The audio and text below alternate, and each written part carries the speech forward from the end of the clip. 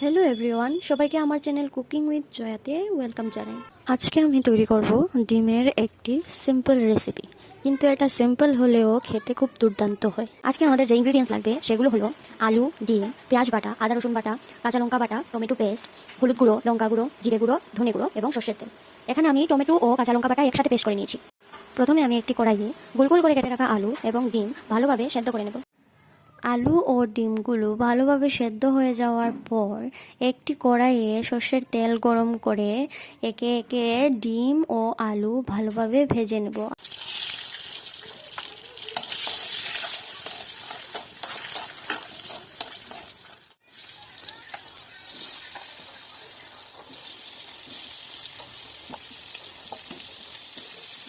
আলুগুলো ভেজে নেওয়ার পর ওই তেলে কিছুটা সর্ষের তেল অ্যাড করে গোটা গরম মশলা ছেড়ে দেব।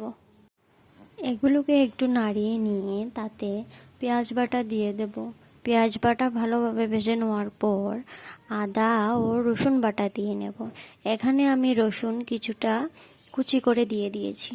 এগুলো ভালোভাবে ভাজা ভাজা হওয়ার পর তাতে টমেটো ও কাঁচা লঙ্কা বাটা দিয়ে দেব। টমেটো পেস্টটা ভালোভাবে ভাজা ভাজা হয়ে যাওয়ার পর তাতে দিয়ে দেবো আগে থেকে রেডি করে রাখা জিরে, ধনে ও লঙ্কার পেস্ট। এগুলো ভালোভাবে কষিয়ে নেব। এগুলো কষানোর পর তাতে দিয়ে দেব হলুদ গুঁড়ো ও নুন এবং ভালোভাবে নাড়িয়ে নেব।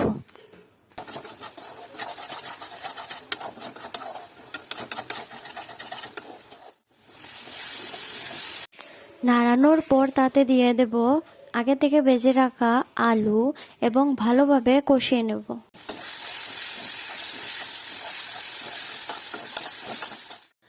এগুলো থেকে যখন তেল ছেড়ে আসবে তখন তাতে একটু জল দিয়ে ভালোভাবে নাড়িয়ে নেব। তারপর একটু কষে যাওয়ার পর তাতে একটু বেশি করে জল অ্যাড করে ঢাকনা দিয়ে দেব।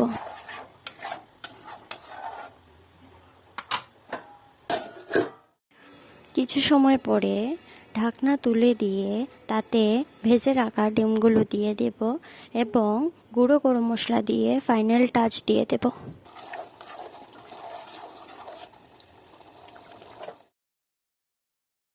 যদি আপনাদের আমার ভিডিওটি ভালো লেগে থাকে তাহলে এটি অবশ্যই ঘরে ট্রাই করবেন ও ভিডিওটি লাইক, শেয়ার ও কমেন্ট করবেন এবং আমার চ্যানেলটিকে সাবস্ক্রাইব করবেন আরও মজাদার রেসিপির ভিডিও বা কুকিং রিলেটেড কন্টেন্ট পাওয়ার জন্য। দেখা হবে নেক্সট ভিডিওতে। Thanks for watching.